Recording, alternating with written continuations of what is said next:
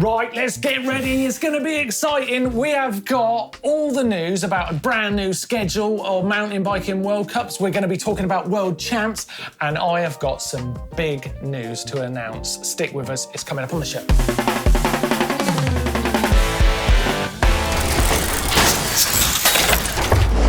Welcome to this week's Dirt Shed Show with Ferg. And Martyn. Yes, dude, how are you? I'm very good, how are you? I'm really good. I'm excited. Did you see new World Cup schedule for 2026? Yes. Right as the season is getting to boiling point this year, so we're uber excited. We are indeed, yeah. It's amazing to see. There's 2 new venues.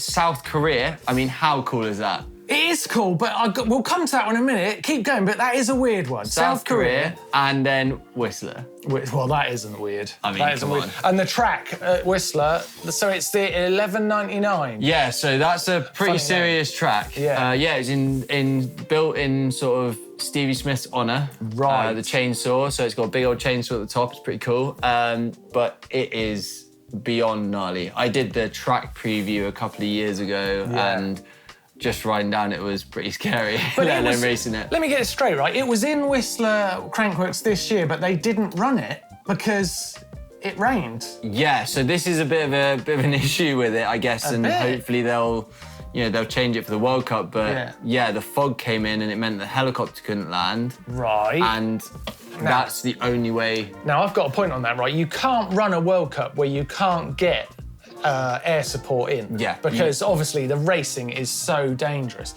And what I did notice is where they've put it in the schedule is much later in the season. Yeah. So the likelihood for bad weather is higher. I mean, there's some trepidation there for the Whistler guys. I bet they're nervous. But those guys are past masters. I mean, for me, that's my favourite place in the world. Yeah. And you know, they are so good at building tracks and making sure that everything's as safe as possible. So I back them that they will have it all sorted and dialed in for next year. So Whistler, we're both on the same page. Fantastic. Can't really go wrong as long as the weather plays ball and they get helicopters in.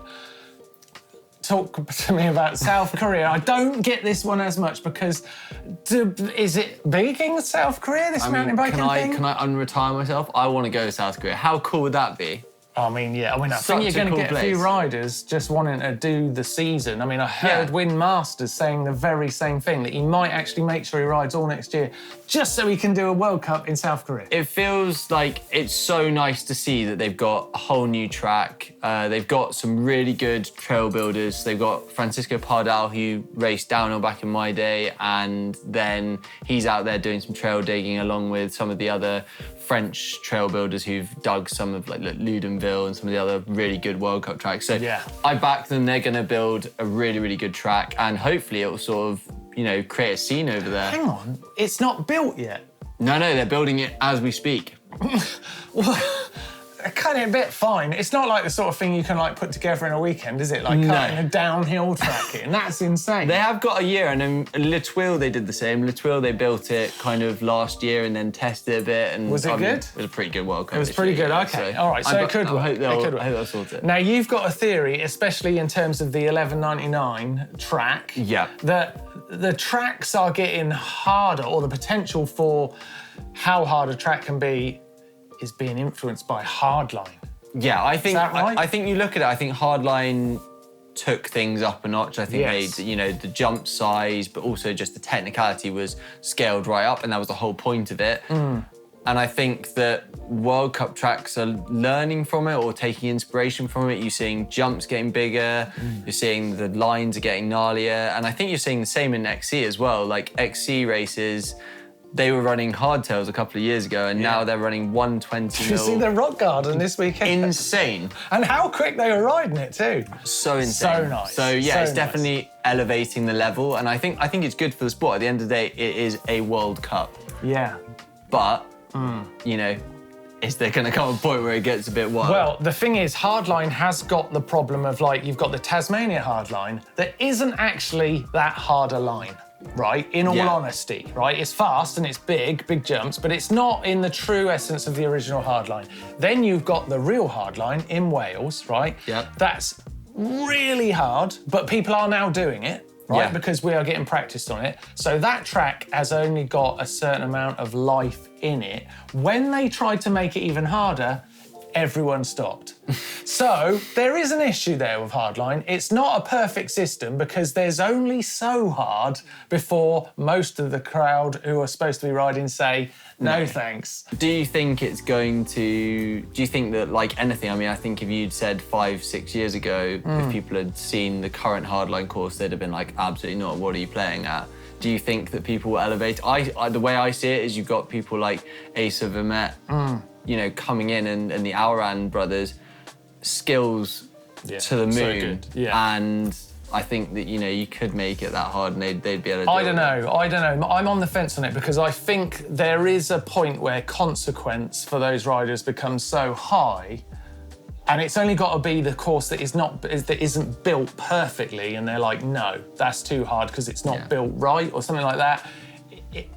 It's obviously a very fine line. But hey, look, I mean, I want to see hardline more and more. I love it. And I actually think the Tasmanian one's great too. I think it's cool. I think all of the jumps make it pretty spectacular at the end there. And hey, it ain't easy. No, definitely not easy. It is hard.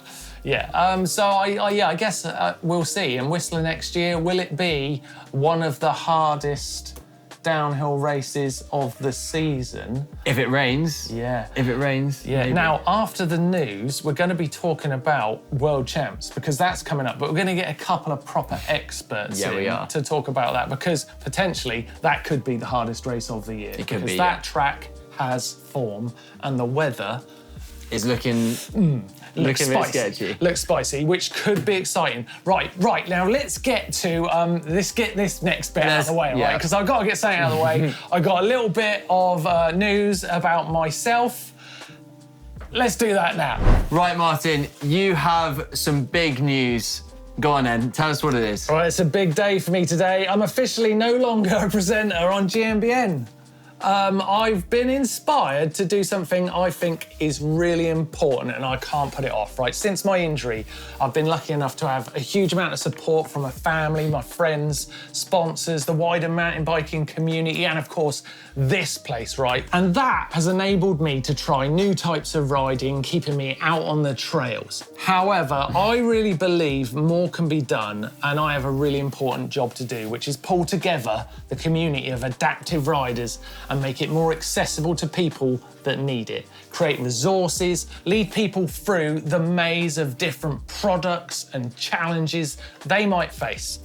So I've zeroed in my focus on helping grow, promote and fundraise for the adaptive mountain biking community, which frankly, I am super excited about, and I really hope you guys can help. Now, as you know, this channel has been a big part of my personal adaptive riding journey. In fact, this organisation is the first official sponsor of my new project, which is called Rideable Now.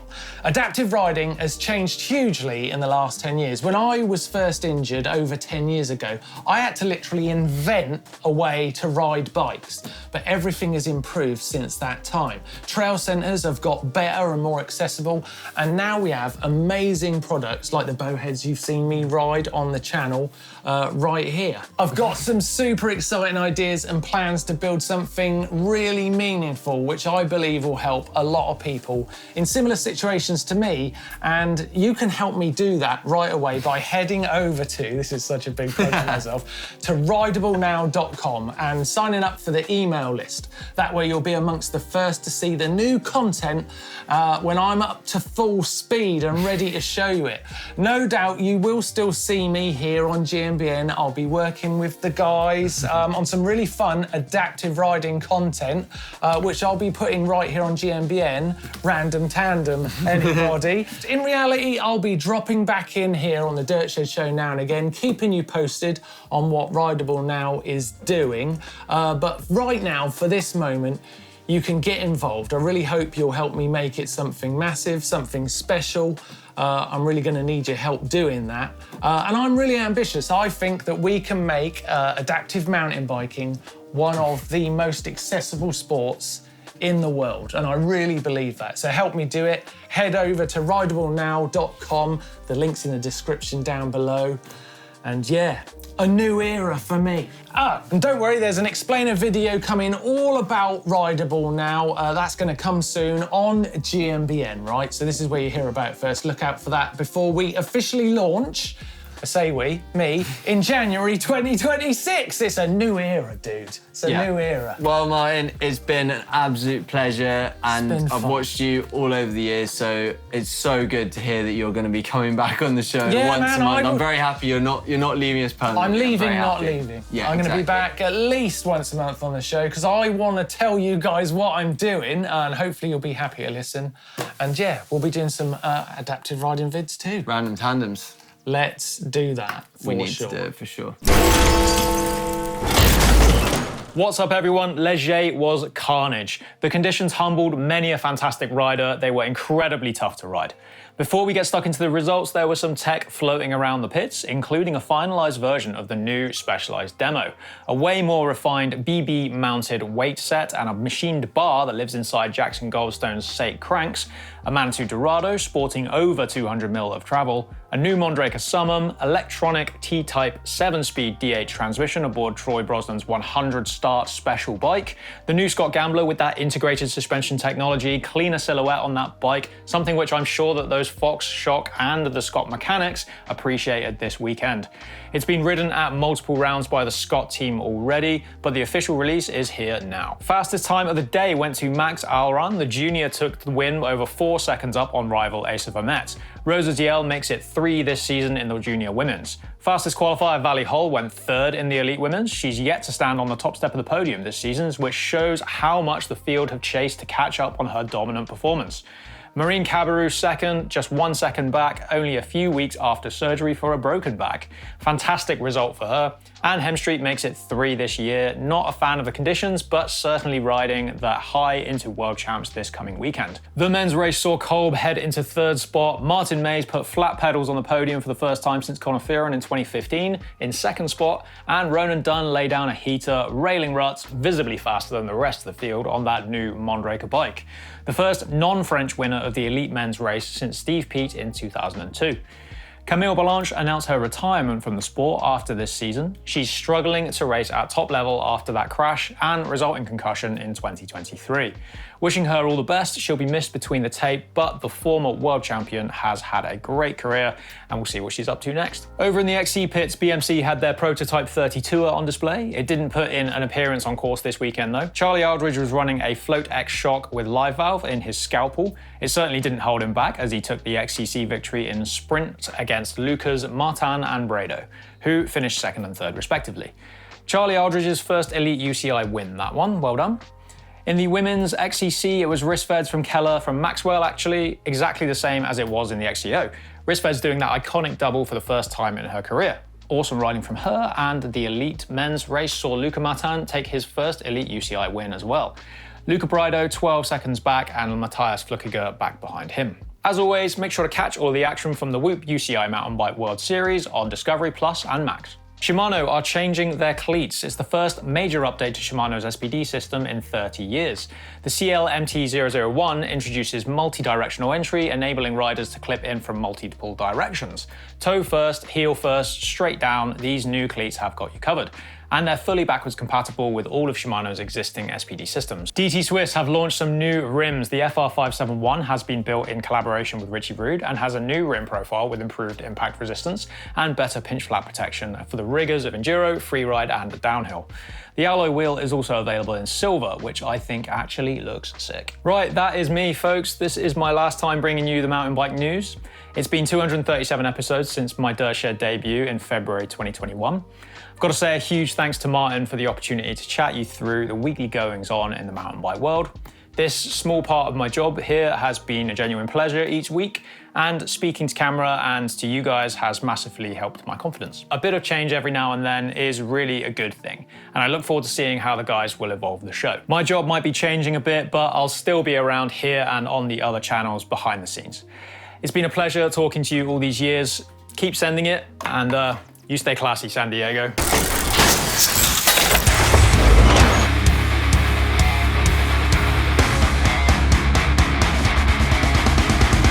Right, this week's Sickest thing has to be his new video from the 2025 Backwoods Jam. It's the 10th annual jam from Logan, Pete and Coast Gravity Park. And this year the riding went off, like so crazy.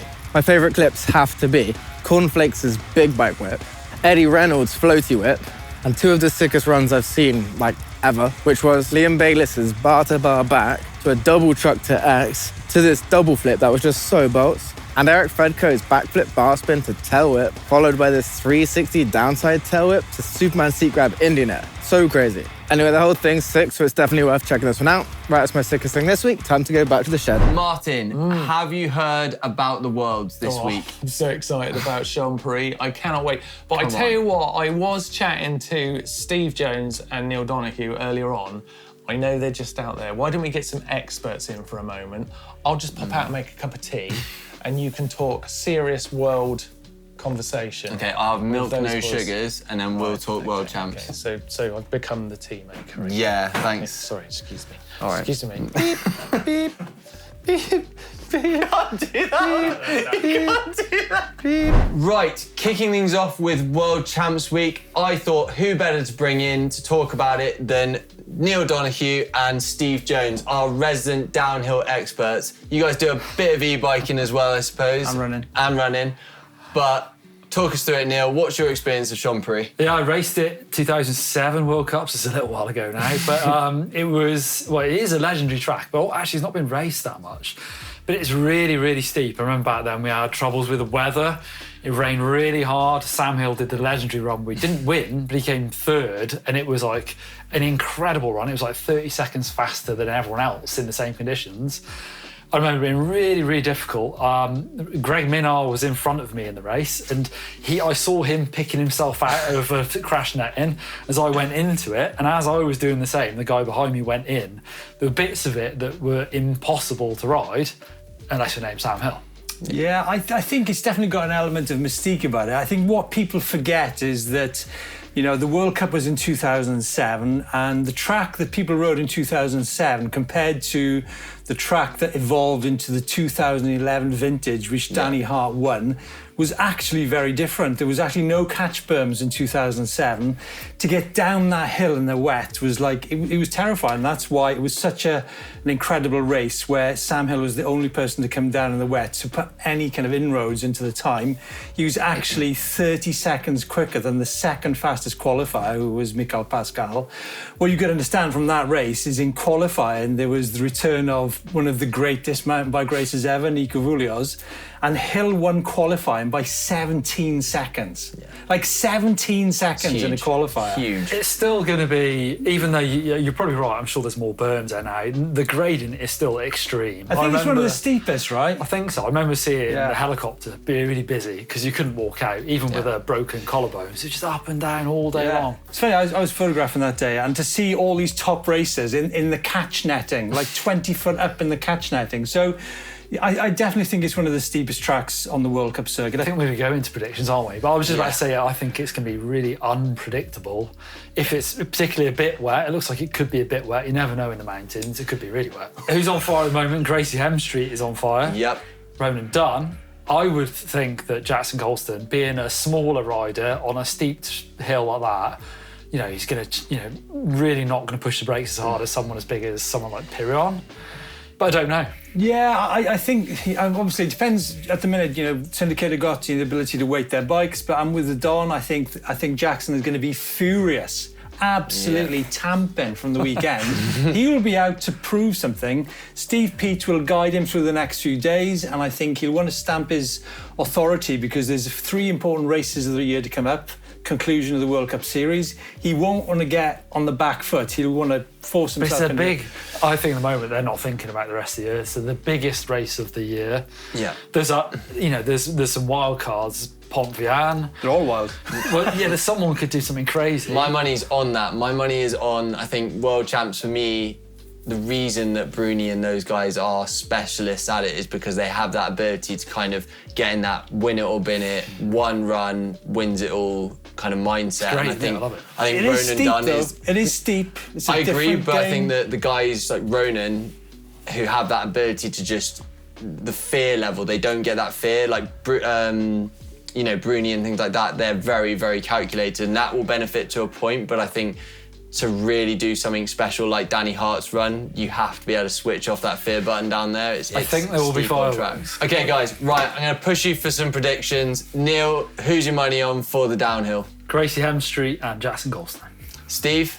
I'd like to see it rain, which will have a different outcome, and I'd like to see someone else in the mix. Okay. But then I find it hard to see Jackson Goldstein not winning it, and then maybe Valley Hall actually in the women's. Oh, there we go. Nice. Right, for myself, I'm going to put Ronan as winning. I think the confidence he's got off the last race is insane. And then in the women's, you'd be stupid not to vote for Gracie, I think. You would be stupid, Steve, wouldn't you? Yeah. Okay, moving on from the downhill, let's get into the cross country. And cross country is not in Chompery, it's in Crans-Montana and Zermatt for the short track.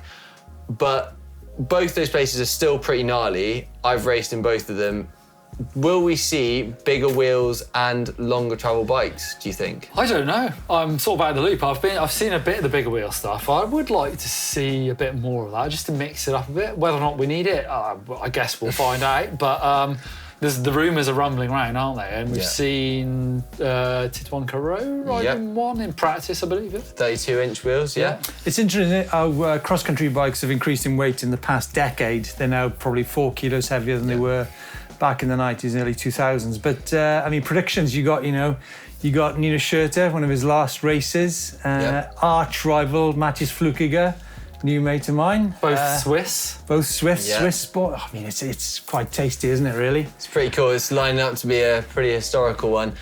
What are your predictions, Neil? I've not watched enough of it this year to make a good prediction, other than I've seen Christopher Blevins winning a lot. Jenny Risvad seems like she's pretty on form at the moment as well. Yeah, I think the interesting thing about the World Championships, one of the biggest sporting events in the mountain bike calendar, you've got enduro, and you've got e-enduro, and you've got e-cross country. And pump track. And pump track. Yeah. Just seen the recent results is that a former enduro race winner, Adrian Daly, has just won the e-enduro World Championship. So top marks there from the Frenchman in quite a race. And in the female, George Swift, Yeti rider.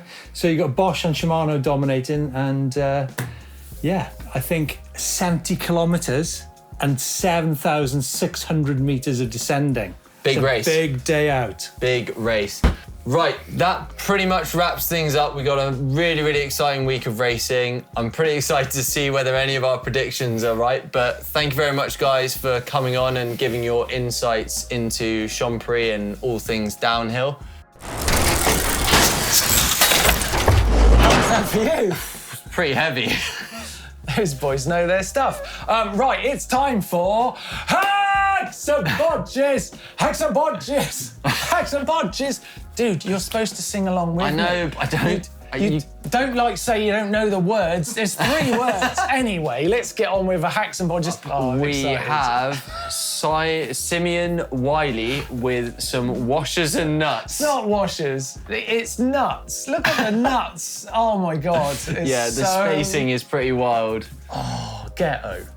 Surely get. I mean, I suppose if you're in a bind, but like he said, he's building up a new bike, so surely you just go and buy a new brake mount. Dude, it works. It works. It's as simple as that, everybody. Sometimes something just works. Do you know what I'd have done? I'd have got a black Sharpie out and coloured the nuts in. It's kind of cool like that, though. I like the fact that if you're going to do it, just show it off. No? I would. I'd have coloured them in. Yeah, I'd have taken that opportunity. Or colour it in a different colour like they're anodised. Okay, hack or Bodge then? Oh, Bodge all the way. Bodge all day long. Right. Oh, no way. Sound Warper. He's back with a Hacks and Bodges remix. Do you want me to play it? Yeah. Okay, go on. All right, you do the beat, I'll do the singing.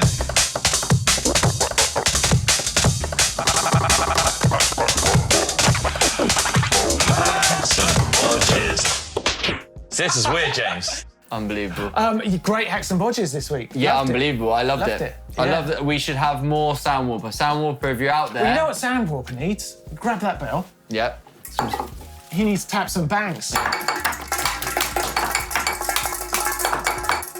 Right, well, that was that then. And that is guaranteed music on its way. Right, we like Sound Warper, but Was it a hack or a bodge? It's a hack all day long. It was nearly perfection. It was. Yeah, I mean, utter music. We weren't it. Well, you were in it. I wasn't in it. Why am I not in it?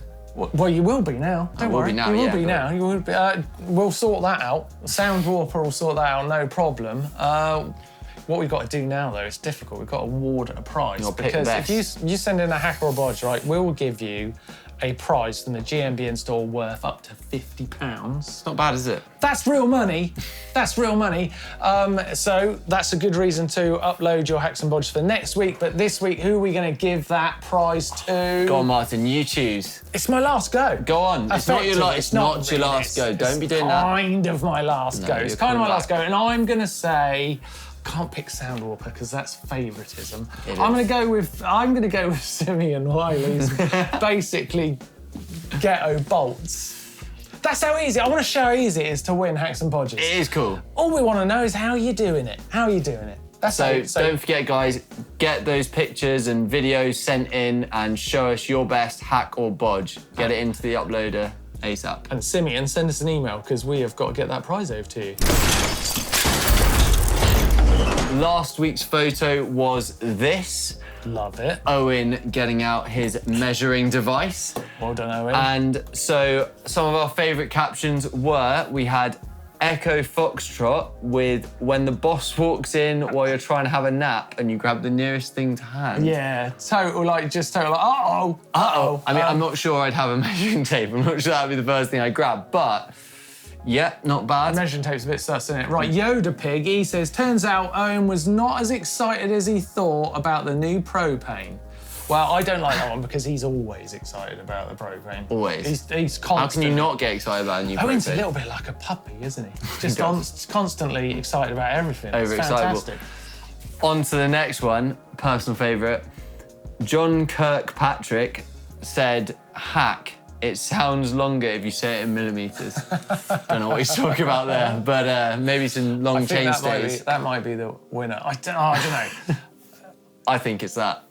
I like. Surely. Can I just say, right? And it is like my last show, so I can, you know what I mean? Surely I Stop, look, I'm mention that milking again, it. honestly. I'm milking it, aren't I? Yeah, I'm come on. milking it. Oh, well, I was just going to say, I like the name Yoda Pig. Can they win because they've got a good name? I like the name Yoda Pig, and I like the fact that they referenced Owen and propane. We've got our sponsors in there and everything. It's a winner, come on. Here's a deal. All right. You can have that if you say his caption in a Yoda accent. Well, Yoda if you were going voice. to... Yeah, go on, good luck. Excited he was when propane was with Owen. Yes, okay, you can win. Prize on its way to Yoda Pig, another version of a prize worth up to £50 from the GMBN merch store. Congratulations. Give us your caption for this in next week's show. Good luck. And you could be a winner there too. Let's go, bike vault time. So, first up we have... Stephen Day, Yeti. Yep. What are you going to say? That is a Yeti SB6C, my 6-year-old forever faithful. Canwoods near Plymouth. Yeah.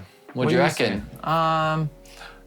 I'd say that's a super nice all day long. Yeah, Super nice. he's got a soft spot for me, for sure. Yeah, very nice. Next up, we have Ewan with a Trek/9.8. My first ride after installing my new Fox Float X2. Don't leave me Felt the hanging. need for Let a me see photo. it. Look Let at me it. see it. Oh, look at the sunset. I don't No, like the telephone no, pylons, but the no. sunset is good. No, that's just a nice. That's just a nice. Not drive sides, not 3 o'clock Look, pedals. just The 'cause it's bars your- aren't even straight. The Just because bars aren't straight. it's your last I one, ain't ringing don't the need bell. to get The grumpy bell about does it. not get run. No, move on. All right, nice. moving on. It's Right, nice. It's nice. go on then. Next up. we have Brett Martyn. What's Brett Giant Martyn Trance. saying? Have a look at it. I always love a Giant. Oh, I didn't realise it was that old of Giant Trance. I was about to say I really like a Giant Trance, but that really is like one of the first versions Almost of as the old Giant as you, Trance. isn't it? It's nice. It is nice. I don't want to get... The geometry's so weird. We can't give a super nice to that old geometry. Oh, look at this one. Oh yeah, we can't. It is. I like the colour though. It's like silver. It's just nice. Is Dude, it? if you think it's super nice, No, I'll look, ring the you're in bell. control. It's nice. You're in control. It's nice. Next it's up. nice. Next up, we have Aradi. I'm not going to butcher Don't that say one. that second name. Nope. It's Aradi. Yeah. That second name, man. You could get cancelled if you say that wrong. Desert biking. I mean, that's insane. That is nice. Look at that Brook saddle. That looks so cool. Is that a Brook saddle? Oh, Crank Brothers Iodine. Do you remember those? Crank Brothers Iodine wheels as well? And That look is at the a background. Meaty, that's a meaty photo. That is. That's got a lot going on. Well done. That's indeed. That's well done, amazing. Aradi. Right, Nice. next up we have Jack F. Third time lucky. So this guy has been trying Here for a we go. while.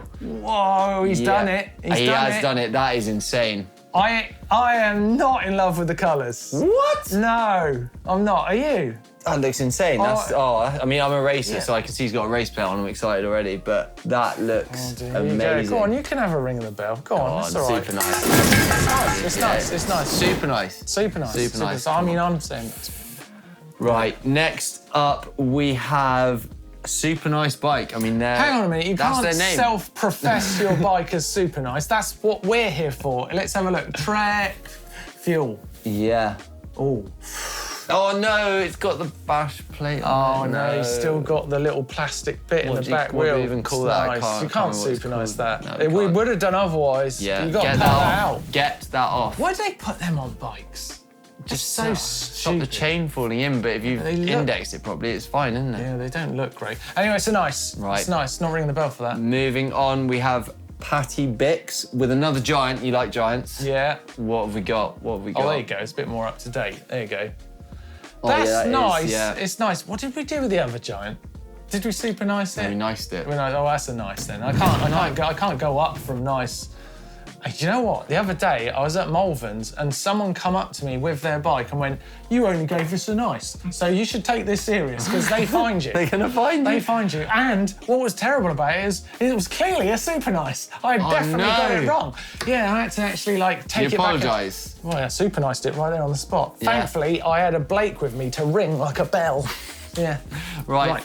Last but not least, we have Shaolin Monkey. I mean, that is a hell of a name. And these bikes are unbelievable. I love these bikes. Oh, I like that a lot. Yeah, bold. So they have the shock hidden in the down tube and they just look clean as. That's all day super nice. Yeah. And there we go. That is the Bike Vault done for today. If you want to get your bike in the Bike Vault and be arbitrarily judged by two absolute buffoons, send it in to the uploader, which is down below, along with, I think there's a website there called rideablenow.com. Might want to click on that too. Right, now, what have we got coming up on the channel this week? Well, I went out to Italy and I competed in the Red Bull Urban Downhill. Yeah. Big race, big consequences. We know Blake had a right smash there last year. He did, and I decided still here. I wanted a bit of redemption, Yes. so I went back out there, and well, yeah, I'm in one piece, but check out that video coming up later in the week to see how I got on. Love it. Sick, great, can't wait to see that. And we've also got a video coming from James who's concentrating on XC tyre pressures. He is indeed. Yeah, and he knows his cross country, that boy. That's all we've got time for this week. I've got to go because I got a website to build. But we will see you next week on The Dirt Shed Show.